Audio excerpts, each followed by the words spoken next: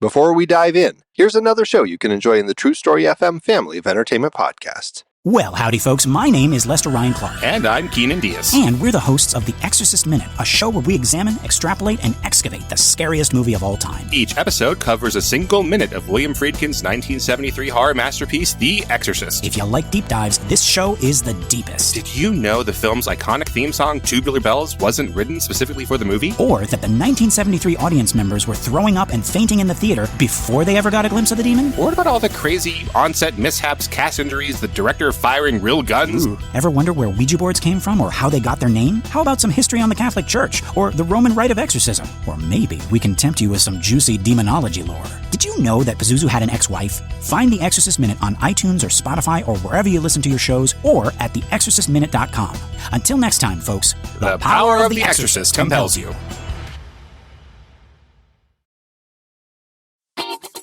Ever wonder what bridges the gap between your favorite film genres, subgenres, and movements? CinemaScope is here to explore these connections, taking you on a thrilling odyssey through the ever-evolving art of cinema. I'm your host, Andy Nelson, and in each episode, we embark on a deep dive into the forces that sculpt the world of film. From the styles you know and love, like heist films or the French New Wave, to the ones you may not be as familiar with, like Turkish Yeşilçam or Brazilian Nordwesterns, my expert guests and I unravel the complex tapestry of storytelling, style, and innovation that defines the world of film as we unpack the myriad catalysts of change that shape these diverse styles. Whether you're a student of film, a creative professional, or simply a devoted movie enthusiast, CinemaScope is your gateway to a richer, more immersive film experience. Don't just watch movies, understand them, appreciate them, and revel in their artistry with CinemaScope. Subscribe today. Hello and welcome to Gank That Drank,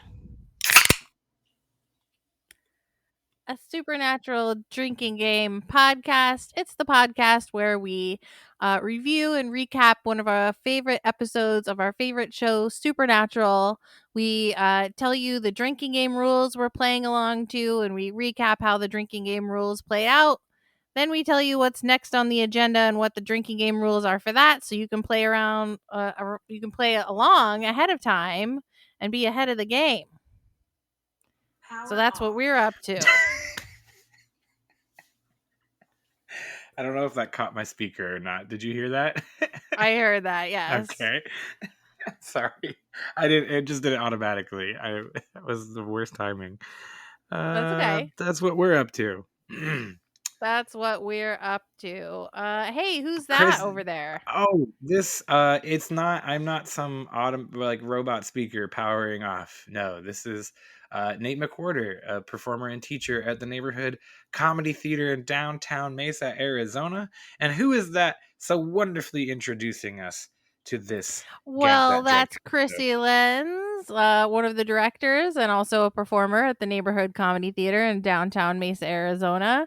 We are here to partay tonight with one of the first ever episodes of this show. Back in We're going time. Way back. We're going in the way back machine. Ooh, so far back. So far back, all the way to season 1, episode 4. So I know that you're rewatching the series with your partner Abby. But you started at like season 3, so she didn't even see this episode. No, I don't believe she has, and I think anytime I would have watched it, either we were not together yet, or she just hasn't watched. But we unfortunately did not get a chance to sit down and watch this together. I was a little bummed about that, but that's a disappointment. No, but honestly, it actually is a little bit because, and we'll get into it. This episode is a roadmap for the whole show. It's literally like it's so much fun. And I sort of remember as watching it, our discussions of it way back. Speaking of way back. In the previous iteration of Gank That Drank when we discussed this, and I remember us kind of saying some of the things, but I think I have a little more context. I don't know. I'm excited to talk about it. I'm excited to talk about this episode, Krissy. Awesome. I'm excited too. Like we said, it's season 1, episode 4, Phantom Traveler. Are you ready to hear the drinking game rules? I am ready to hear this The rules for this episode, Krissy, that I'm going to say this sentence.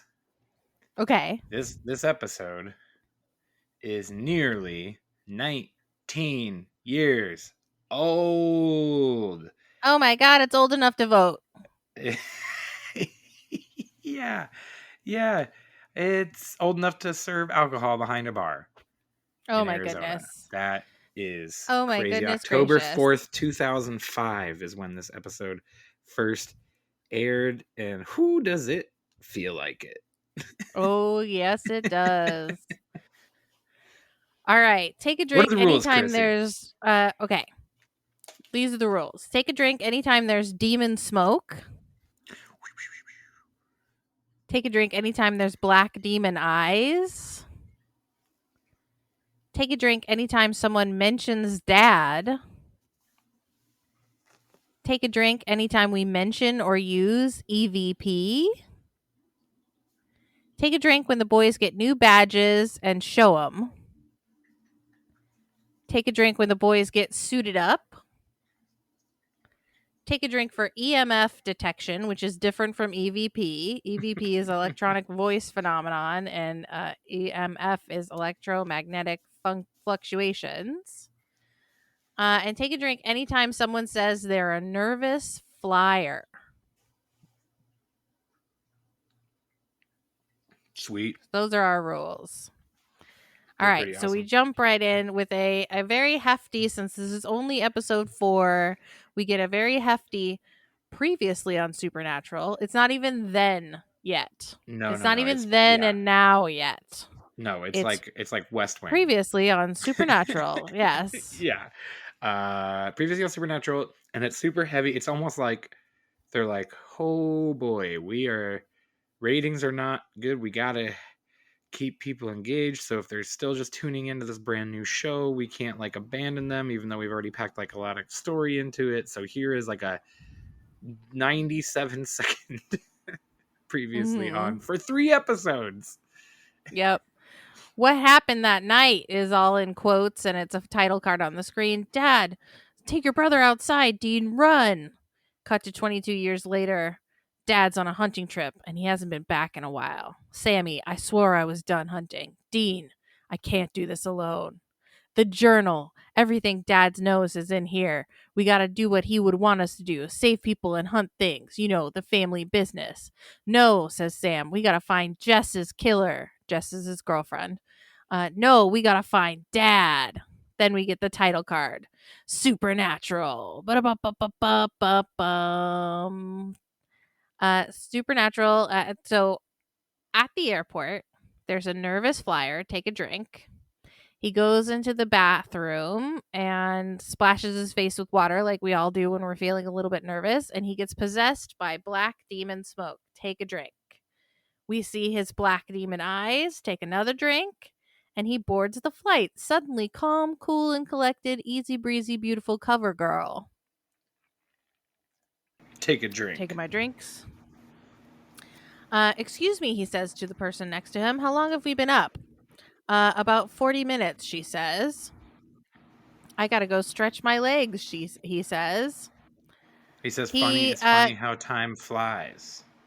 Yes, he says, it's funny how time flies. It's a pun. Mm-hmm. He goes over and flings open the emergency door with black eyes. Take a drink. And what do you know? Beep, bop, boop. The plane crashes. Quite an opening. Yeah. Quite an episode to watch today. Not to ruin the evergreen nature of this episode. But we are watching. I watched this episode on the day we are recording, which is September 11th. So it was an interesting day to watch this episode, which features multiple plane crashes. Yeah. And it's interesting that we're talking 2005. So 2005. So we're in a post 9/11 world. Right. Post 9/11 world. But this isn't really a time. It's probably one of the first things that I would imagine, probably did plane crashes. Because, people probably didn't really make a whole lot of plane crash stuff in the years following 9/11. So we didn't want to know about plane crashes. Yeah. So I did think that was very. I was watching that kind of with some of that context. It was like, man, Yeah. like we're talking just 4 years later, and here we are now, 23 years later. But it's woo. It was hitting a little bit different today, but yeah, the demon flings it open. We see the flight attendant. She catches the eyes of the man on the way in, and has like, and then there's another guy who we'll meet later on who ends up surviving, that sees him. And so yeah, it's a good first opening scene. Yeah. To And intro. this whole episode serves as a lifelong explanation of why the boys don't fly. The boys are John Madden. What's John Madden? John Madden was a football coach for. No, I know who John Madden is, okay. but he doesn't fly.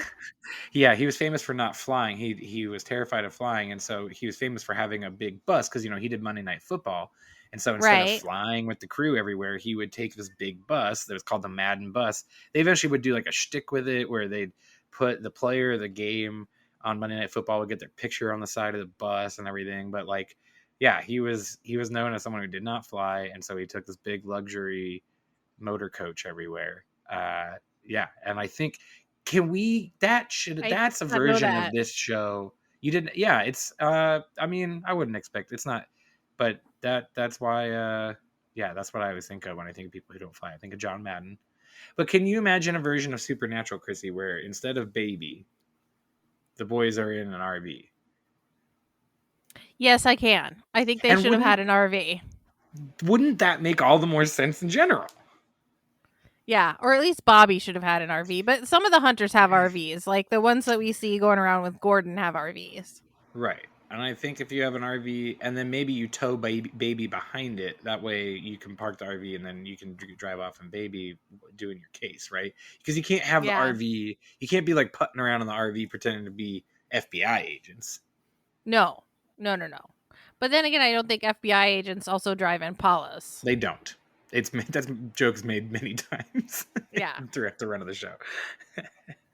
All right, so boys. So we're in a motel room. Dean gets awakened by Sam, and it's 5:45 in the a.m. And he's like, "Well, I was up at 3, and you were still up then too. So when did you sleep?" And he's like, "I can't sleep. I've been having nightmares. Nightmares about Jess and how she got frozen to the ceiling and burned alive." Padalecki is still like Gilmore Girls Padalecki at this moment. Yeah, he is very much so. He is the baby face. They both are. The gravelly voices don't come in till around like season 5-ish. Somewhere between 4 and 5, we start getting gravelier voices. And then it just progresses a little more Dean. Grizzled. For Dean, it progresses almost to the point where he's incoherent sometimes. But yeah, they're so young and their voices are so high pitched, and like there's so many things. They're still really trying to figure these two characters out.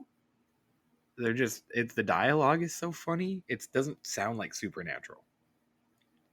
Dean says, "You can't let it get to you. You gotta keep it separate." And Sammy's like, "You're never afraid," and pulls a giant knife from under his pillow. And he's like, "That's security. That's different."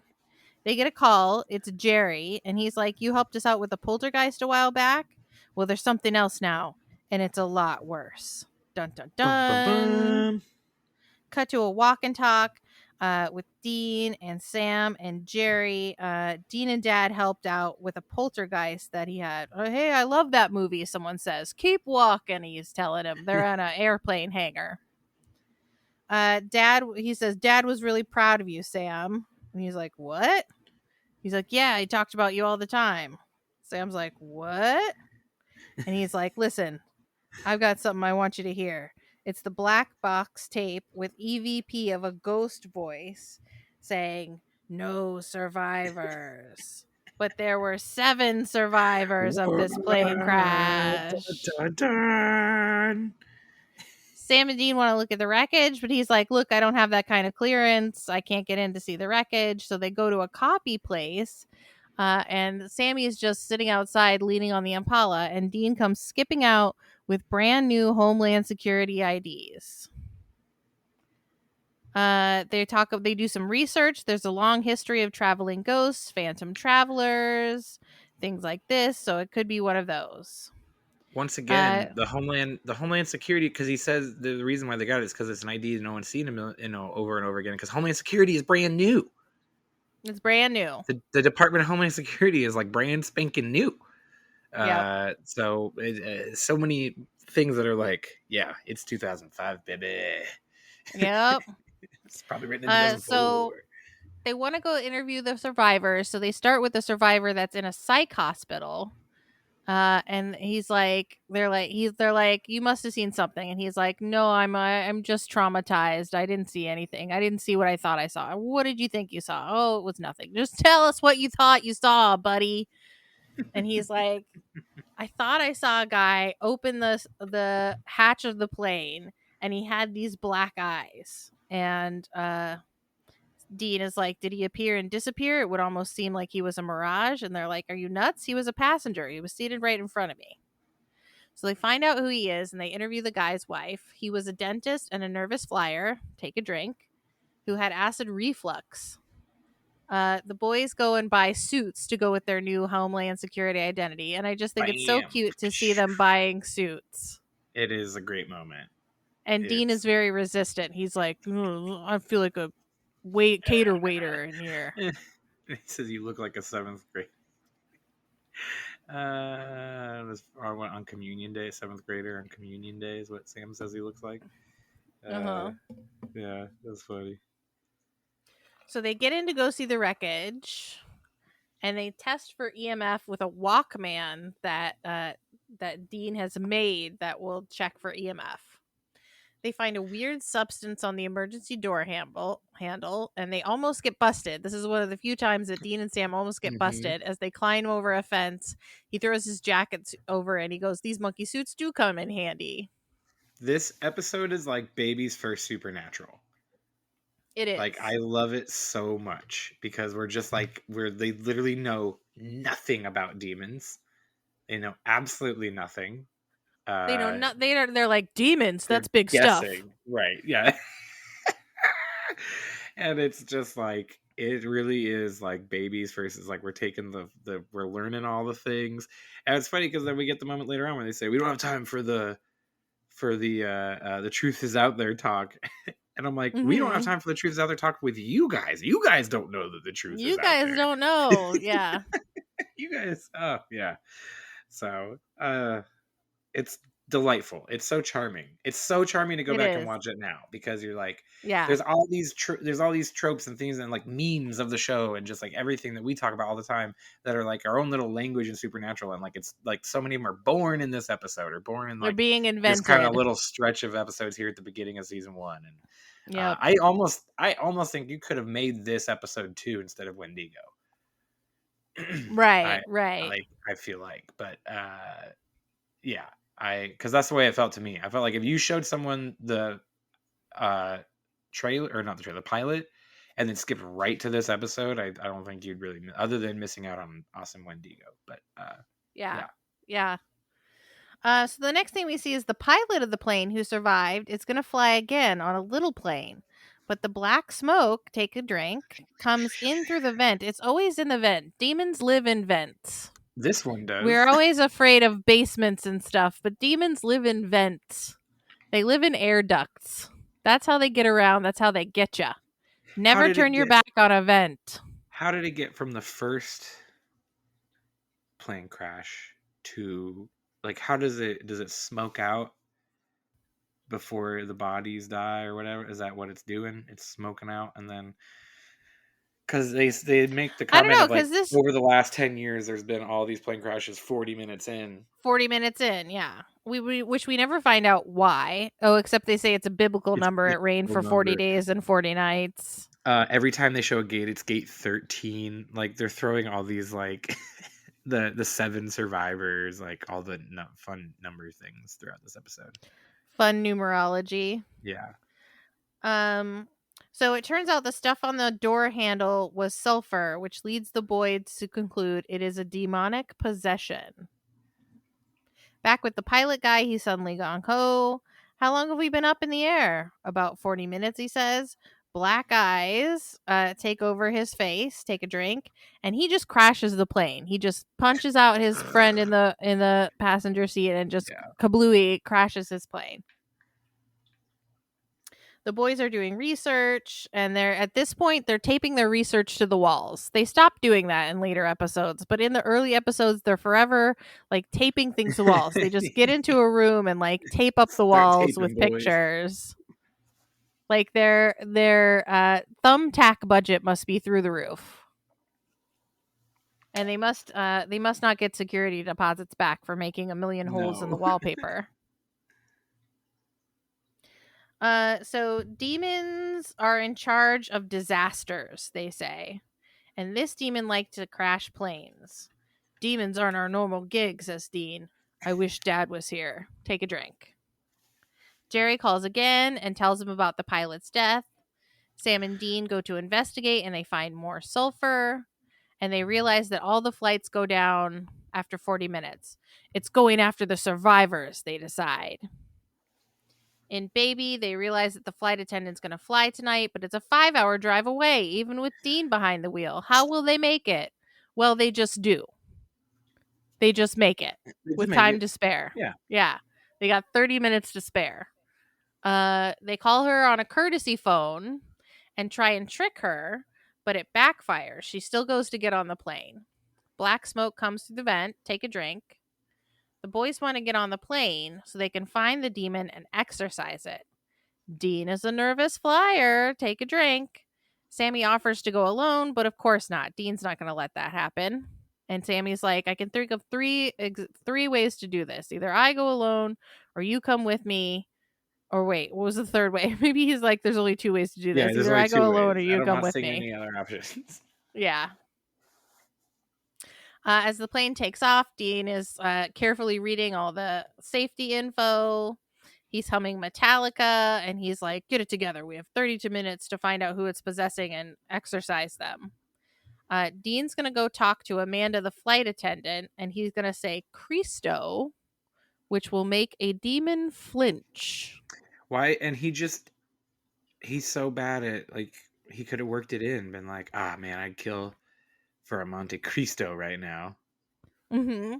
Right? But he's just like, "Cristo. Cristo. What? Cristo. Oh, Cristo? Nothing. Sorry, Cristo?" So lame. Be like, you know what? You could have like worked it into an anecdote. Yeah, no, I fly around a lot. I was just in San Francisco. I had the best Monte Cristo I've ever had. Right? Like you could totally do no, but nope. Dean has never taken improv classes. No, he needs to. These boys could benefit from some improv classes. Yep. Dean walks down the aisles. If you sign up today. All right, no.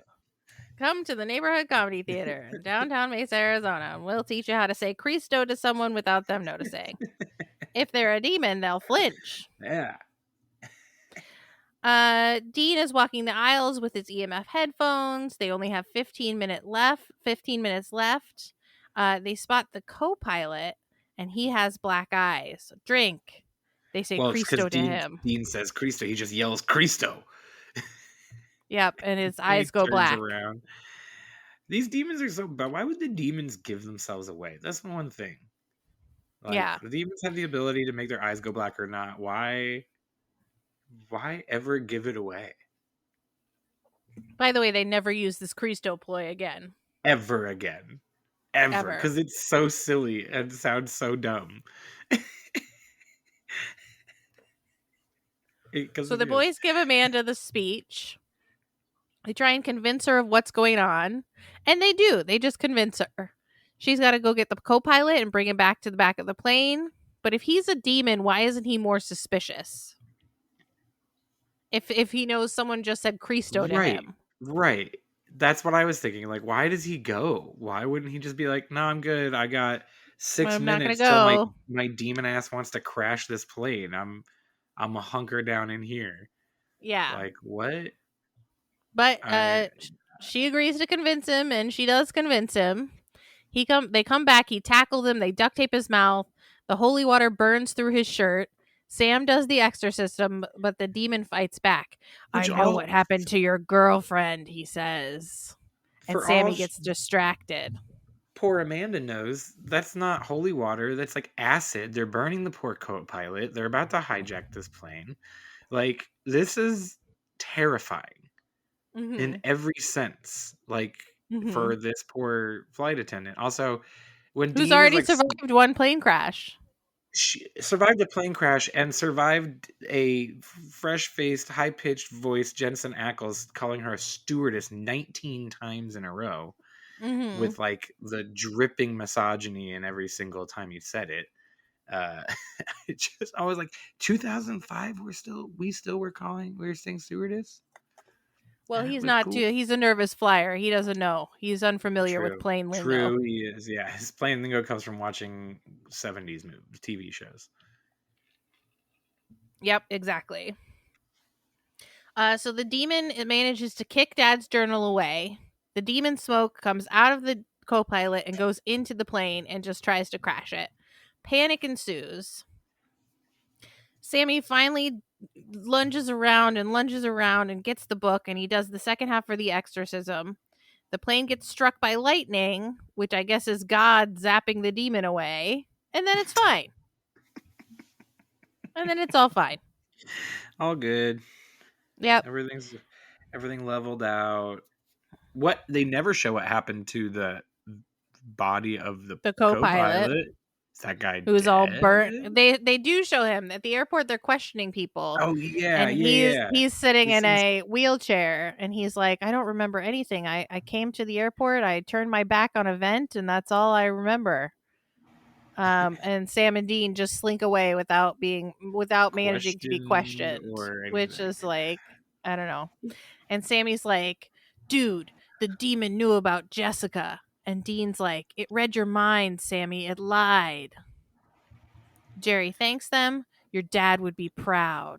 Jerry. And Dean's like, yeah, Jerry. Played by Brian Markinson, Mm-hmm. who will appear in Supernatural again. And actually, we have done the episode that he is on. Oh, really? What is it? It is it's the cartoon episode. I can't remember not the Scooby Natural? Not Scooby Natural. No, the Hunter Harriosi. That one we did for he's what's her name? Amelia's dad. That has like the uncomfortable interactions with Sam the whole time.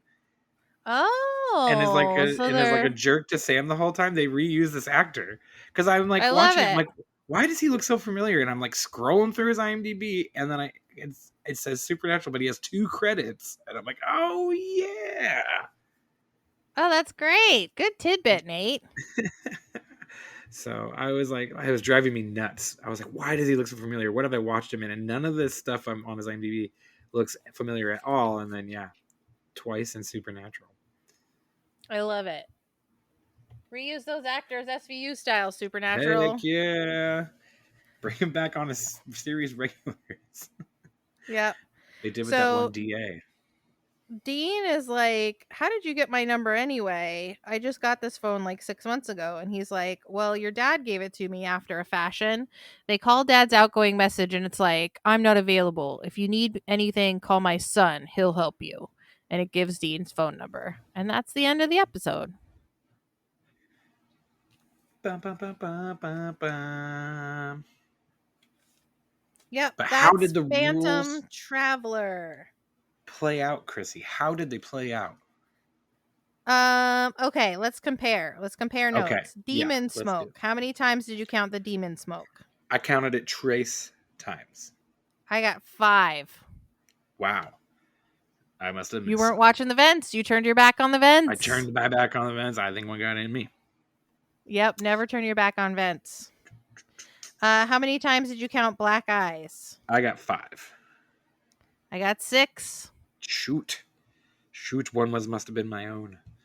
Yes. I have 8 John mentions. I only got 4. Oh, I think I might have counted some in the previously. In the on previews Supernatural. previously? Oh, I definitely didn't count any in the previously. That's a good one. Good one.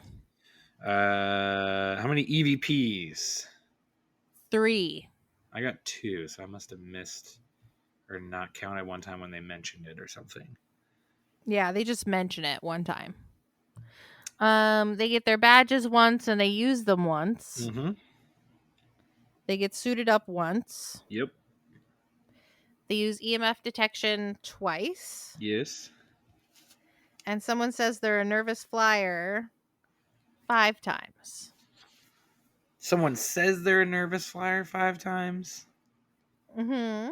Or someone gets accused of being nervous flyer. Okay, Are you a nervous flyer? I only got twice as like quote nervous flyer. And then I have like instances of people either being nervous flyers or like Dean says, doesn't say nervous. I don't know. Says something else. Anyway, but yeah, that was fun. For a total of 28 drinks. Game. That's a good little game. A lot better than our last one. I am undoubtedly. Ha ha ha ha ha. We didn't. So have speaking any of our last one, what's our next one? Our next one, Krissy. Well, we're back on the chuck wagon. On the chuck wagon. Hitch your horse to a chuck wagon. And the chuck wagon. The chuck wagon. We're gonna go literally canonically from my last episode. So we finished off season 4 with episode 22 last time. Today, season 5, episode 1. Not today, but next time. Season 5, episode 1. Sympathy for the Devil. Excellent. There are a lot of rules. Okay. But they're not going to hit a lot. So like it's just there's got to be a lot of rules because it's a story heavy episode. Okay. But Chuck's in it quite a bit, so we'll have a lot to talk about from the Chuck angle. Here are the rules. Ouchie noises.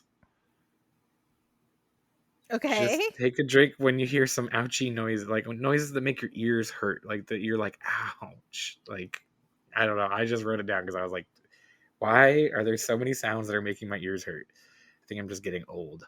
Pop culture references. We're bringing back some pop culture references for this one. I love that rule. I do too. 2, we got playing the Sammy rule as always. Okay. And we're gonna play Son of a Bitch. Son of a bitch. Son of a bitch. Cass mentioned. Okay. Anytime we get a Dean outburst. Oh, I love a Dean outburst. Yeah. Anytime we get some like world reports, the boys are listening to some like reports of stuff going on around the world or whatever. Okay. Whenever Becky swoons. Becky's in this episode. Becky's introduced in this episode. Someone is mad at Sam. I don't think Becky's introduced in this episode. I think she's introduced in a different episode. Anyway, someone is mad at Sam. Okay. Because, apocalypse. Yep. And whenever we get some creepy Lucy visions, or Lucifer visions, if you will. Okay. So those are the rules. All right, perfect. No shots, no nothing like that for this one. Like I said, it's myth heavy, and we're here to talk about Chuck. So yeah, that and I was kind of looking at what episodes are down the pike, and it's going to be some season 5. We've talked. There's a couple episodes of Chuck we've already actually done in the past, so we'll skip over those. But yeah, we'll be kind of meandering through season 5 a little bit, and then we'll jump to like seasons 10, 12, and stuff like that. So yeah, I'm excited to continue the Chuck wagon train. The Chuck wagon. Rolls the Chuck on. Wagon. Chuck wagon, Chuck wagon, Yeah. Chuck wagon, Chuck wagon, Chuck wagon, Chuck wagon, Chuck wagon, Chuck wagon, Chuck wagon. Wagon a Chuck. Yeah, I'm excited for that. Excellent. I don't know if I'm excited Well, to watch this thank episode you again, so much for listening. If you're here with us at the end, We appreciate you so much. There are some things that you could do to be a real pal to Gank That Drank, a supernatural drinking game podcast. One, like, rate, review, thumbs up, subscribe, shoot us a note. We love it. We appreciate it. We appreciate you. It means so much to us, and it goes such a long way to help the podcast. You have no idea what little difference it is. Do it for all the podcasts that you love. It's just such a nice way to give back to something that's free. That's really, really helpful. If you don't want it to be free, you can pay $5 a month and become a member of Gank That Drank. You get some perks, some member exclusive perks, aside from just helping us out and supporting the podcast. You get every episode a week early. And you get some extra special bonus content chit chat with Nate and Krissy at the end of the episode. If you just want more Nate and Krissy in your lives, we chit chat about this and that at the end of the episode, and members only get to hear those conversations. Just shoot over to truestory.fm and on our show page, click Become a Member. It's just $5 a month, and you also get to go into the Discord and talk to not only us on our Gank That Drank page, but you get to interact with all the other shows on truestory.fm's Discord page, which is really cool and fun.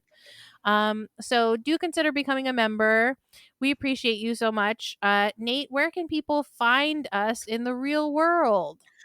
Me, probably at a grocery store working most days, but when I'm not working, you can find me or Krissy at the Neighborhood Comedy Theater in downtown Mesa, Arizona, on Fridays, Saturdays, Thursday nights, 7:30, doing shows, being funny, improvised, spontaneous, hilarious comedy. Improvising, doing our best. Yep. And while you're out there in the world saving people and hunting things, the family business, keep the Gank That Drank motto in mind. Be excellent to each other and party on, dudes. What's up, Supernatural Superfans? It's Nate and Krissy, your hosts of Gank That Drank, the Supernatural Drinking Game Podcast. It's the podcast where we make up drinking game rules for a favorite episode of our favorite show, Supernatural. We recap the episode for you and let you know how all the rules played out. Then we let you know the drinking game rules for the next episode, so you can play along.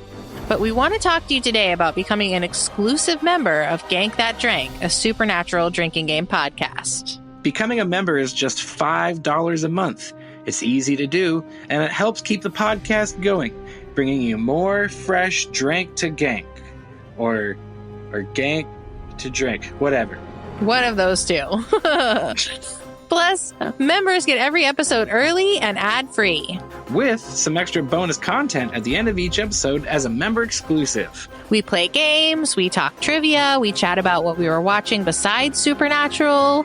We talk about our lessons learned from each episode, and sometimes give you a geographical zoom in on the towns or areas the episodes take place in. We have fun! Ha ha ha ha! And we gank those drinks, and we want you to be a part of it. So join us and become a member at truestory.fm/Gank That Drank. And when you're out there in the world saving people and hunting things, the family business. Keep the Gank That Drank motto in mind.